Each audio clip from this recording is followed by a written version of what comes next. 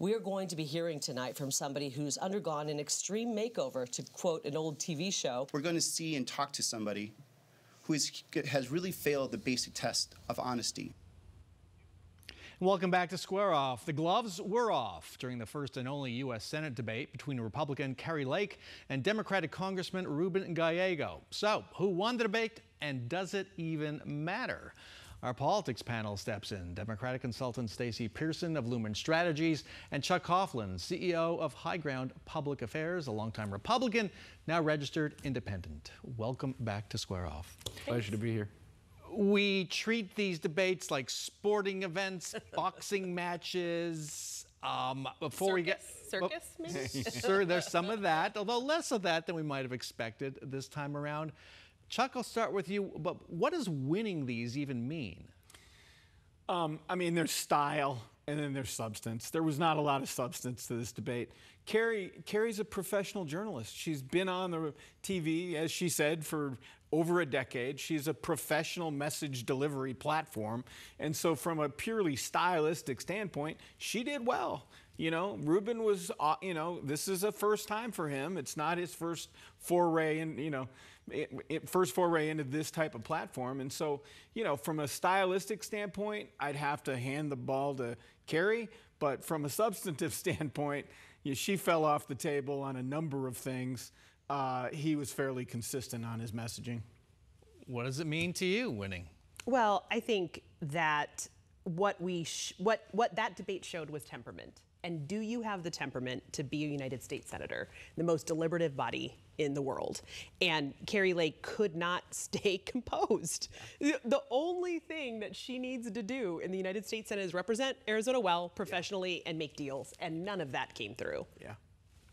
It was interesting. I thought Ruben was using, do you remember this cinema strategy? Which was not to acknowledge your opponent. Right. Not to engage, answer the questions directly. Yeah. At the same time, I heard a lot of people saying, why isn't he punching back? Why isn't he punching back? Well, because he doesn't need to, right? It was winding the toy where the Joker pops out, right? It was the less he acknowledged her, the more defensive she became. I mean, it was her interjections, her I mean, she just got wound up in a way that I think hurt her legitimacy and helped him stay focused. I think that's exactly right. I think your point was he didn't want to validate her. But the other flip side of that is to say, can you use humor? Could you use humor to, like that Lloyd, the Ronald, there you go again. Yeah. One of those lines, like, come on, really? there could have been a dismissive rhetoric part of that I think would have served him well. And when I mentioned the cinema strategy, she used this in 2018 in her Senate race against Martha McSally. You saw and it seemed to work quite well there. But getting back to your point, Chuck, about performance. So for viewers who will probably see it that way, can't blame them, how would that bring them over to Lakeside? Is that a strategy? You got to start with the fact is how many undecided people are actually watching this thing, which I would put in the low to like 1/10 of a percent of people who are turning in. What really this becomes is a platform to grow a narrative off of afterwards. And Kari performed well with her portion of the electorate. I don't think she's persuading anybody to move her way, though.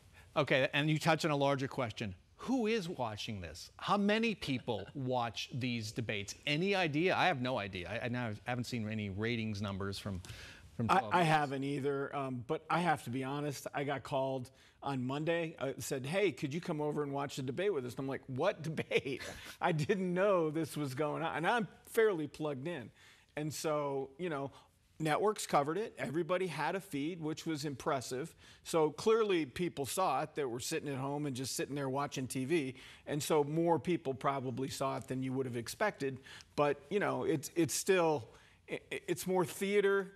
Like I said, I don't think the substance of it was there. She can use it for fundraising to bolster the confidence in the broader Republican network that she's a viable candidate. Okay, and that gets to the bottom line here. Kari Lake is down 5 to 8 points in the poll. She's underperforming Donald Trump. Her fundraising is not good. Right.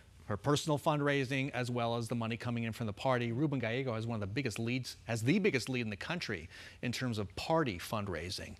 Did this move the needle for Kari Lake on any of those measures? Oh, absolutely not. And she fumbled a number of answers on issues that matter to Arizonans, one being abortion. I mean, she couldn't tap dance fast enough away from the position she's taking. You don't know what UVF is? I don't know. So to answer your question, who's watching, there were lots of people that I didn't expect to be watching who were watching, and my phone blew up on the UVF. Like, what is this? Is this an antenna signal? What is happening here? But that and her continued tinfoil hat position about the fact that she's not governor or thinks she is. I mean, when she pivoted to water on that, I mean, I thought that was a really, that was a very sharp moment for Ruben. Pivoting to water when Ruben Ruben Gallego asked her directly. Yeah, if she had lost the last election. And to that point, I want to put up a soundbite now where Kari Lake tried to put all those concerns to rest. Let's listen to it.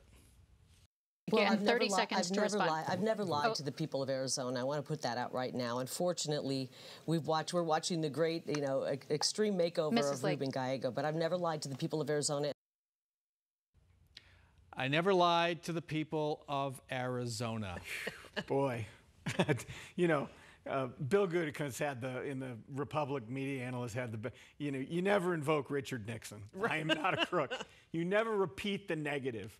And she repeated the negative, which set up this whole moment of that he should have taken greater advantage of, but he didn't. But you could still take advantage of that going forward. I mean, the lies about the election conspiracy theories, the lies on her multiple positions on reproductive rights. I mean, it is just chock full. There's a treasure chest of things there where she has not been honest with the Arizona electorate. So. And I want to get to something Maricopa County Recorder Stephen Richer said, who filed a defamation lawsuit against Kari Lake. Kari Lake conceded she defamed Stephen Richer, which involves lying about what he did, and now that case is in the judgment phase. She could face a huge damages penalty. We just don't know. Let's listen. Here's what Stephen Richer told our Mark Curtis this week.